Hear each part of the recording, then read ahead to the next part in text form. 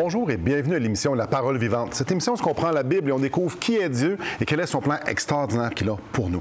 Aujourd'hui, j'ai un invité de marque, Donald Gingras. Salut Donald. Bonjour Simon. C'est un privilège de t'avoir avec moi parce que tu nous racontes depuis 2 émissions un peu l'histoire de ta vie. Comment que tu étais un homme qui était centré sur la performance, gros ego et tout ça, puis tu réussissais, ben du moins, tu réussissais les choses à l'extérieur de la maison. À la maison, c'était plus difficile. Et puis, à un certain moment donné, tu as frappé un mur et le Seigneur t'a rencontré. Et tu es arrivé, comme tu nous disais à la dernière émission, tu as dit, Seigneur, je te donne ma vie. Bref, tu as donné ta vie à Christ. Tu es devenu un chrétien.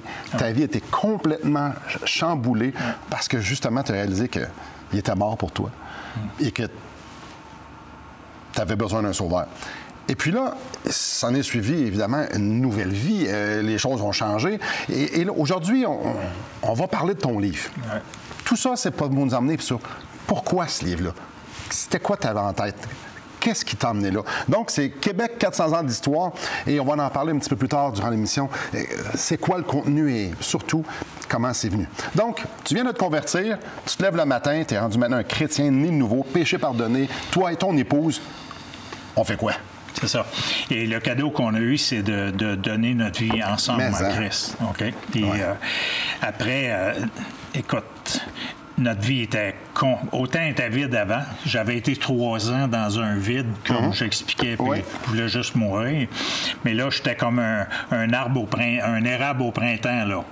C'est vraiment, la sève monte et... 100% en vie. Puis là, ma femme puis moi, on s'est mis à parler de Dieu, lire la Bible, parce qu'on voulait comprendre, on voulait pas s'embarquer dans n'importe quoi. On voulait comprendre la parole de Dieu. Puis mon ami Simon, il m'avait dit, Donald, c'est pas moi que tu suis, là. Parce qu'un jour, tu vas avoir ma vie, tu vas être déçu. Mais tu suis Jésus. Jésus est le chemin, la vérité et la vie. Ça, c'est tellement important. Souvent, les gens suivent des hommes. Ouais. Suivent un homme religieux ou ben non, un voisin, quelqu'un qui est inspirant. Ils vont tous tomber, ils vont tous nous décevoir. On n'est pas parfait. Mais quand on suit Jésus, lui, il est parfait. C'est ça. Et tu fais l'expérience de la parole de Dieu. J'ai dit, c'est quoi cette affaire-là? C'est un gros livre de... Non. Il dit, c'est une lettre d'amour. Puis c'est marqué deux places dans la Bible que la Bible sera éprouvée, la parole de Dieu sera éprouvée. Faisant l'expérience. Et je te dis, là, moi, depuis que je suis chrétien, j'ai jamais été déçu de l'expérience que j'ai faite de Jésus. Les hommes m'ont déçu, mais pas Jésus. Puis là, on est parti avec ça, que la parole de Dieu, quand tu la lis, c'est pour la mettre en pratique. Ou bien tu peux lire la parole de Dieu le matin, puis il va arriver quelque chose dans... Dieu te prépare. Par ta lecture, il te prépare déjà à ce qui va arriver dans la journée. Et c'est arrivé une fois... Pour juste compter une anecdote, écoute, je suis dans ma première semaine où j'ai donné ma vie à Christ, puis je suis en train de lire, je suis rendu à Matthieu 6. Fait que, tu sais, chercher d'abord le royaume de Dieu et la justice, puis je disais, hey, c'est bien ça, faire confiance à Dieu pour nos besoins, puis tout. Et mon gérant, il vient me voir, mon gérant de Bessic, il dit, cette année, tu vas me payer en dessous de la table. Oh! Fait que là, pour moi, ça sonne une cloche. Moi, j'ai une nouvelle conscience. Là. Le Saint-Esprit m'habite. Avant, c'était pas si pire. Je dis, écoute bien, là, t'es mon bon chum, mon bon ami. J'ai confiance en toi. Je suis prêt à te donner une augmentation de salaire, mais je te paierai pas en dessous de la table parce que c'est voler Dieu, puis c'est voler le gouvernement. J'embarque plus là-dedans. Moi, je suis un chrétien. Il a dû rester bête? Bien, c'est quoi qui se passe avec toi? J'ai dit, il se passe que j'ai donné ma vie à Dieu, puis je veux plaire à Dieu. Ça fait ça un chrétien. Ouais. Ça a une conscience qui est réveillée par Dieu. Mais là, Simon, lui, s'il s'en va, moi, je suis dans le trouble. On est en pleine saison de Bessic, OK? Comme j'expliquais tantôt, là, dans le plus gros de ma saison de Bessic, si lui s'en va, je suis vrai. Fait que je m'en vais chez nous, je sais ce que j'ai lu. J'ai dit à Dieu, moi, j'ai cherché le royaume de Dieu d'abord. Maintenant, la balle est dans ton camp. Je ne sais pas ce qui va arriver.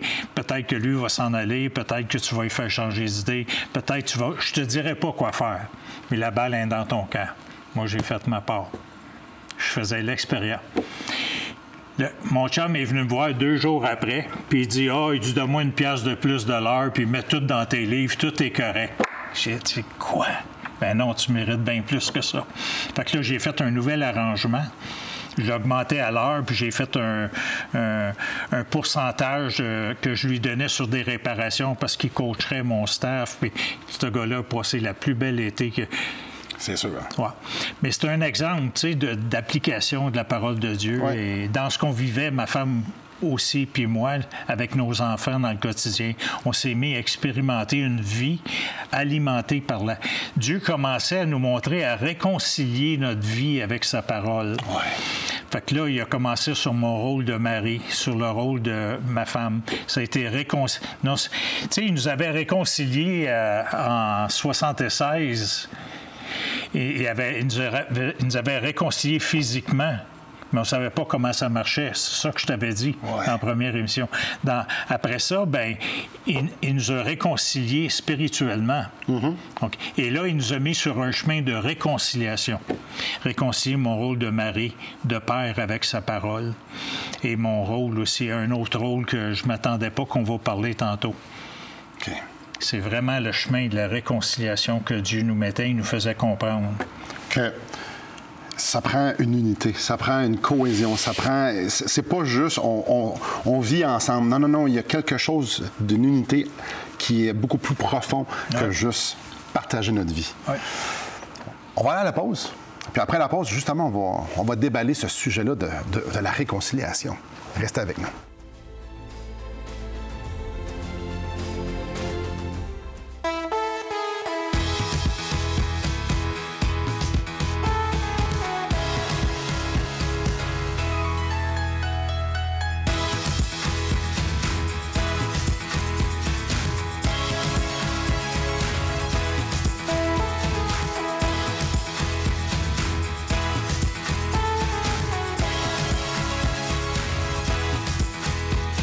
Pour en savoir plus, visitez radioespoir.ca. Bonjour à vous. Donc, Donald est en train de nous parler de... Dieu t'a mis sur un chemin de réconciliation avec sa parole, ton épouse, avec tes enfants. C'est quoi, ça, cette vie-là de réconciliation? Je vais te donner un exemple. J'étais workaholic avant. Oui. Je travaillais 90 heures par semaine. Mais ça, c'était mon ADN. C'était ma culture qui m'avait amené là. Oui. Alors, quand je deviens chrétien, je transporte ça dans la vie chrétienne. Oui. OK?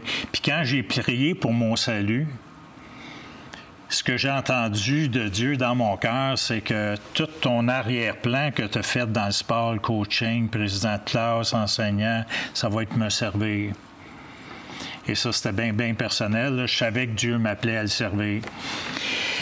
Mais Dieu, il y avait du chemin à faire dans ma vie pour réconcilier ma vie. Fait qu'il nous a mis sur un chemin de réconciliation. OK? Et ça marche comment? Bon, mais après 1 an de vie chrétienne, ma femme est malheureuse, puis elle voit qu'elle dit, coudon, il a transporté son arrière-plan dans la vie chrétienne, puis là, ben, finalement, ben Dieu, moi, je vais sur la place publique, je me fais aimer de tout le monde, je travaille pour Jésus 90 jours par semaine, 90 heures par semaine. Ma femme est malheureuse, mes enfants, là, il y a de quoi qui ne marche pas avec ma vie chrétienne. Là, j'aime Dieu, oui, mais je suis aveuglé, là. Ouais. Puis là, Dieu me rencontre. Je vends mon commerce. Je suis vraiment bien intentionné, mais je ne sais pas comment ça marche. Ouais. Et dans une lecture de la parole de Dieu, quand j'ai amené ma famille en vacances, je suis en train de faire ma dévotion, puis je lis dans Matthieu 5. J'arrive à Matthieu 5,8. « Heureux les cœurs purs, car ils verront Dieu. » Puis là, je te mens pas, Simon, c'est comme si que les chiffres... Ça ressort, là. Ça ressort, puis je suis pris là.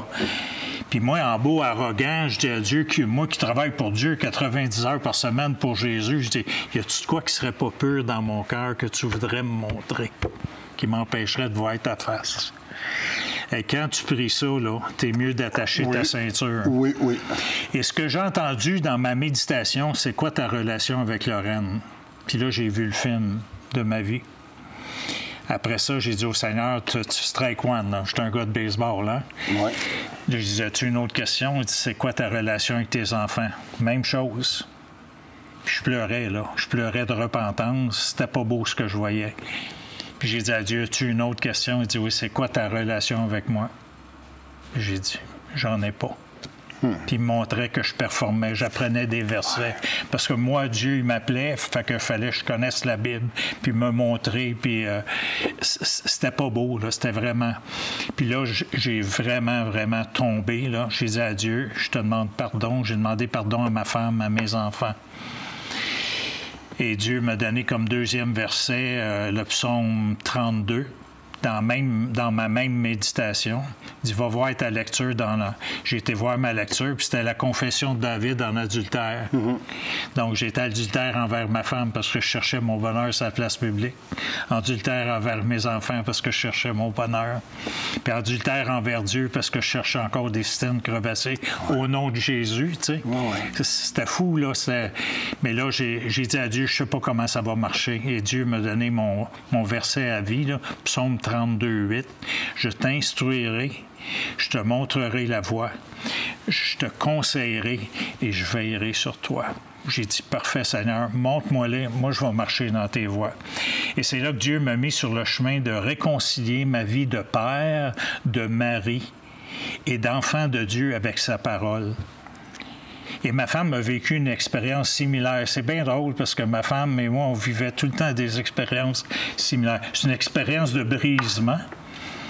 Dire, si tu veux vivre pour moi, ça va être à ma manière, pas à ta manière, Donald Gingras. Je te montre comment le faire. Fais-le maintenant. C'est ça. Et ça, c'est pas croyable comment la paix, la joie qu'on a eue, mais ça a bousculé du monde autour de nous. Parce que là, je n'étais plus le performant.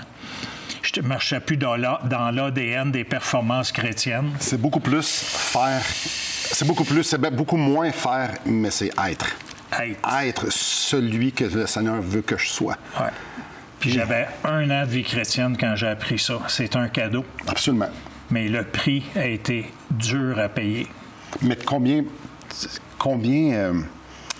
qu'a rapporté, je fais référence au livre parce que ça parle de réconciliation. Alors, il fallait que tu apprennes ça. Oui, il fallait que j'apprenne ça. Et après ça, après 2 ans de vie chrétienne, que Dieu a fait vraiment ce travail-là, il nous a envoyé vivre une autre étape de la réconciliation.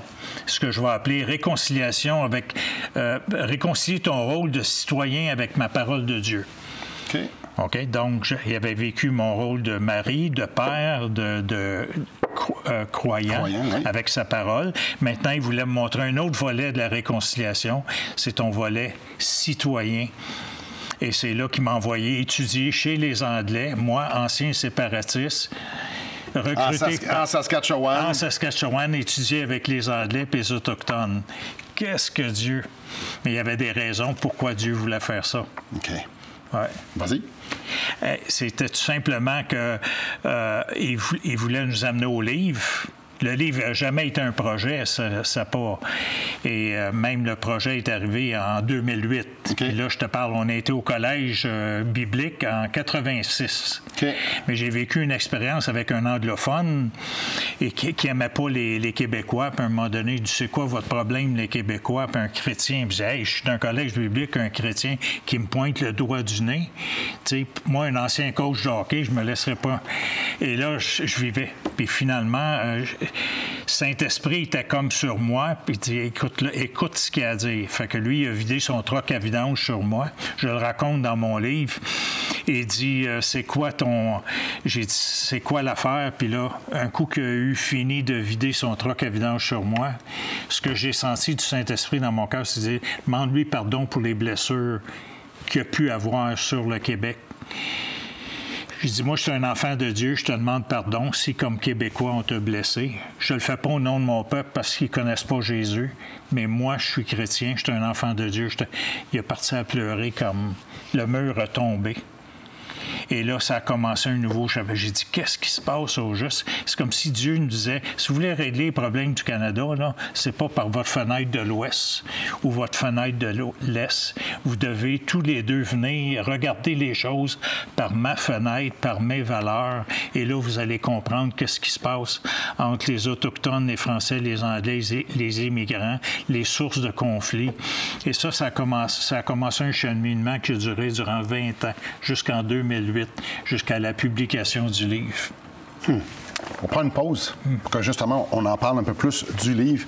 Et j'aimerais Donald aimerait vous le donner d'une façon électronique. Vous pouvez aller sur espoir.ca et vous allez pouvoir le downloader gratuitement, que ce soit en PDF ou en EPUB. Mais peut-être vous êtes « Ah, mais moi, j'aimerais mieux l'avoir papier. » Il y a une adresse à l'écran.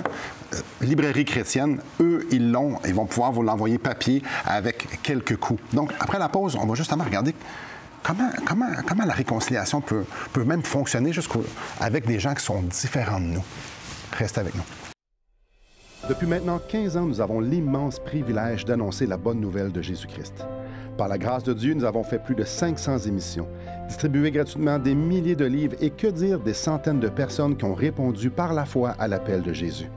Aujourd'hui, nous aimerions inviter ceux qui ont reçu cette bonne nouvelle à faire équipe avec nous. Aimeriez-vous avoir un impact dans la francophonie pour l'Évangile? Joignez notre équipe en participant financièrement à la production de l'émission et en nous permettant de continuer à offrir de la littérature gratuitement à ceux qui sont ouverts à l'Évangile. Contactez-nous. Il nous fera plaisir de vous partager comment vos prières et vos dons peuvent faire la différence.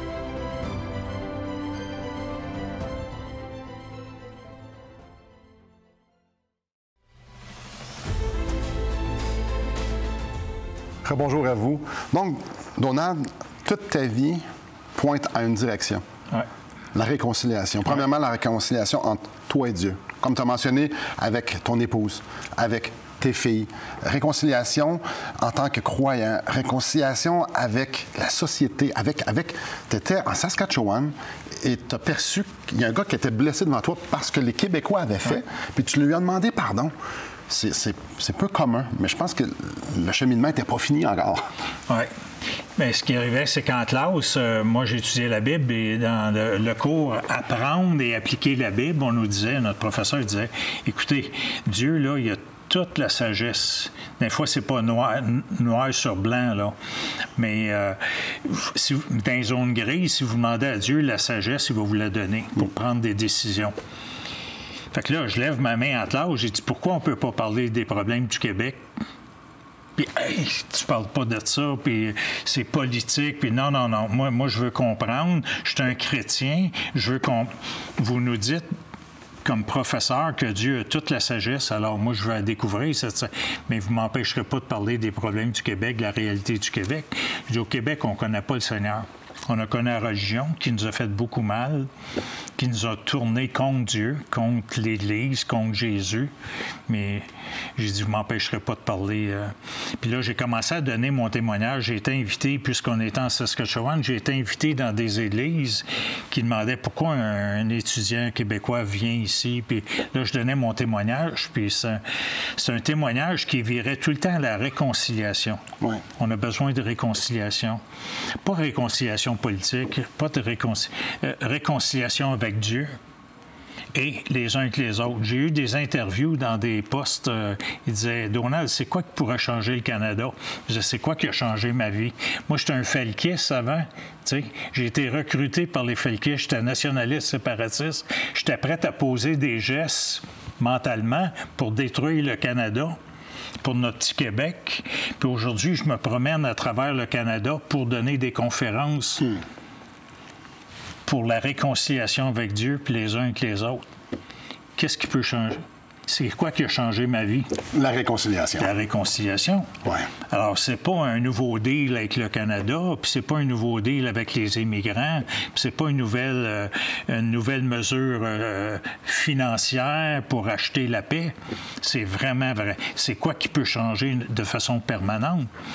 Alors moi, c'était ça l'idée que...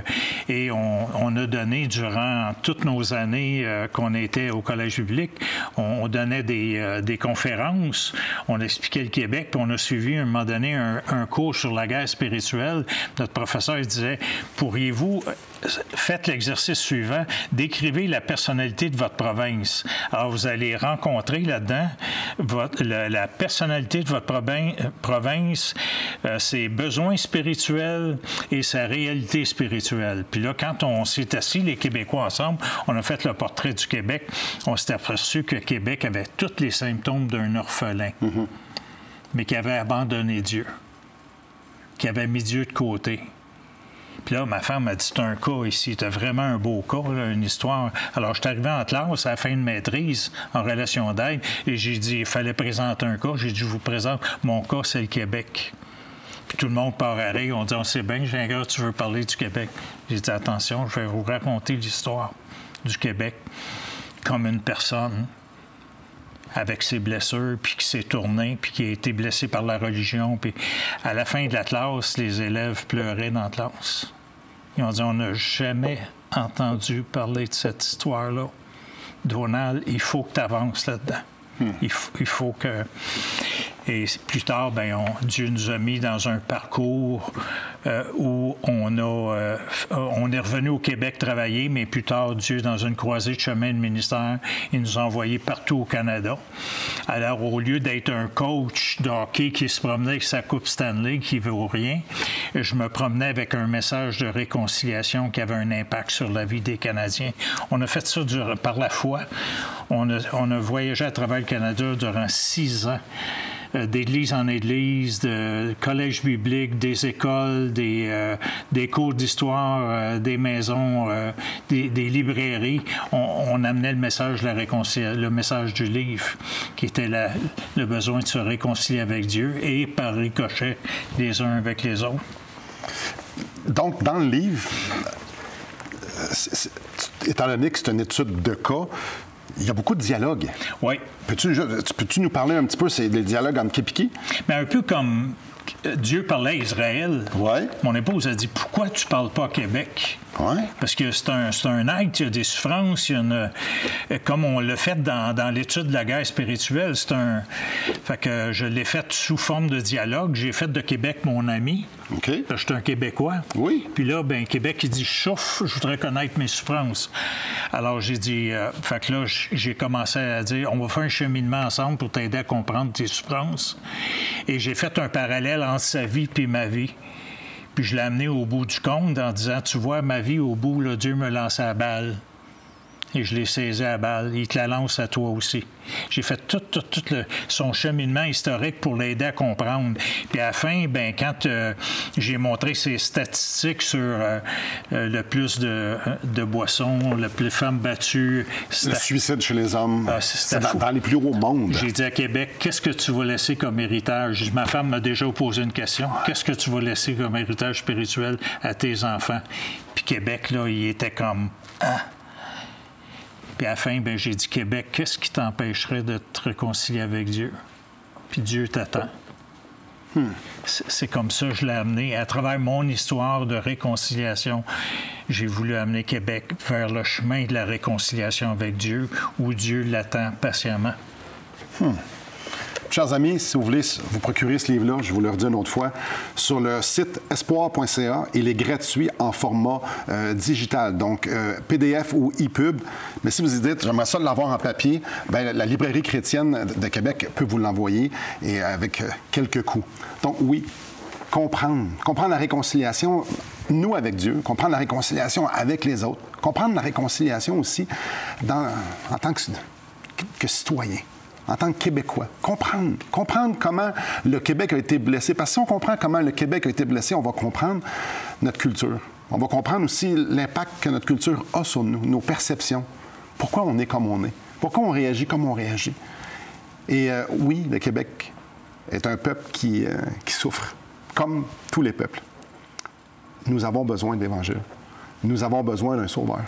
Nous avons besoin d'être réconciliés avec Dieu. Et vous savez pourquoi on fait cette émission-là, La Parole vivante? C'est pour dire au Québec, pourquoi tu n'es pas réconcilié avec Dieu? À vous, à toi, qui est assis tranquillement en train de nous écouter. Chacun doit être interpellé, dire, « Wow, c'est pas une histoire de religion. On ne vous parle pas de religion ici. On vous parle de Dieu, d'une relation avec lui, peut-être d'une réconciliation avec lui. » Chers amis, c'est quelque chose à prendre au sérieux. C'est pour ça qu'on est ici. Et merci beaucoup de nous écouter. Après la pause, on va continuer.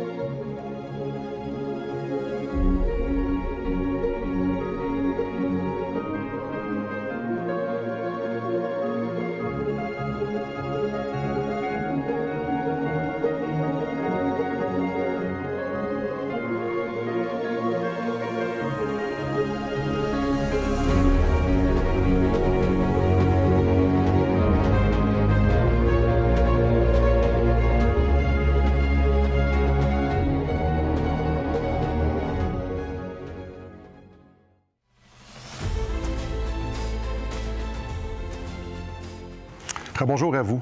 Juste pour vous donner une note de grandeur ici. En anglais, un best-seller ça prend 5000 ventes pour pouvoir être un best-seller. En français, c'est 3000. Le livre que j'ai entre les mains, il a été vendu à 5000 exemplaires en anglais et 3000 en français. Oui, en français et en anglais, c'est un best-seller. Et la raison pourquoi on vous l'offre gratuitement, c'était à cause de l'impact qu'il a eu. Oui, vous pouvez l'avoir gratuitement, espoir.ca. Vous pouvez le downloader. Parce qu'il y a un impact grandiose. Parle-nous de ça un petit peu. J'ai donné des cours à l'Université Concordia dans une classe de psychologie à résoudre les conflits. Oui. Et mon ami m'invitait ses élèves à lire le livre dans le cours et faire un travail avec le livre pour comprendre comment appliquer les techniques du livre. Et à Concordia, c'était tous des groupes multiethniques. Oui. Et je leur expliquais comment j'ai eu une rencontre dans ma vie qui a changé toutes mes valeurs et que je suis sorti de l'ADN du Canada qui vit pour le pouvoir politique, le matériel, puis qui fait que finalement, on ne peut pas trouver le bonheur là-dedans. Et les étudiants étaient vraiment excités. Là. Je ne viens pas vous prêcher, mais je viens vous expliquer ma rencontre. Et quand Dieu m'a lancé le ballon, je l'ai attrapé. Et ça a tout changé mes valeurs. C'est pour ça, aujourd'hui, je me présente devant vous. Il y a des gens là, qui ont été guéris en lisant le livre de leurs blessures. Il y a des gens, des immigrants venaient me voir, ils disaient les immigrants devraient tous lire ce livre-là. J'ai des témoignages de conversion chez nous que les gens m'ont envoyés par email. En lisant votre livre, j'ai lu la question « Pourquoi? Qu'est-ce qui m'empêche de me réconcilier avec Dieu puis que Dieu m'attendait? » J'ai donné ma vie. Et ça n'arrête pas. Ça n'arrête pas. Ça n'arrête pas. Mes chers amis, oui, la réconciliation, se comprendre. Réconciliation, premièrement, avec Dieu et de pouvoir se comprendre aussi avec les autres. C'est un outil extraordinaire que j'aimerais que vous puissiez lire. Ça va avoir un impact dans vos vies, assurément.